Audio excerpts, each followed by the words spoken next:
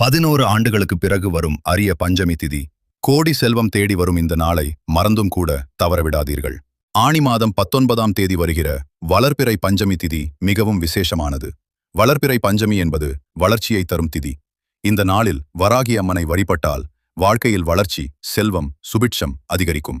அன்று அதிகாலையில் எழுந்தவுடன் தலைக்கு எண்ணெய் தேய்த்து குளிக்க வேண்டும். முகம், உள்ளங்கை, உள்ளங்கால் ஆகிய இடங்களில் மஞ்சள் தேய்த்து நீராட வேண்டும். பிறகு வீட்டின் நிலைவாசலில் சந்தனம் தடவி அதன் நடுவில் குங்கும பொட்டு வைத்து வழிபாட்டை தொடங்க வேண்டும்.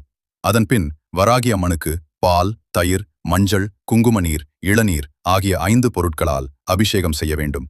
பின்னர் மரவள்ளிக்கிழங்கு, சர்க்கரை வள்ளிக்கிழங்கு, நிலக்கடலை போன்ற மணனுக்கடியில் விளையும் பொருட்களையும், சர்க்கரை பொங்கல், அதிரசம் போன்ற இனிப்பு வகைகளையும் நைவேத்தியமாக படைத்து வராகி அம்மனை மனமுருகி வணங்க வேண்டும்.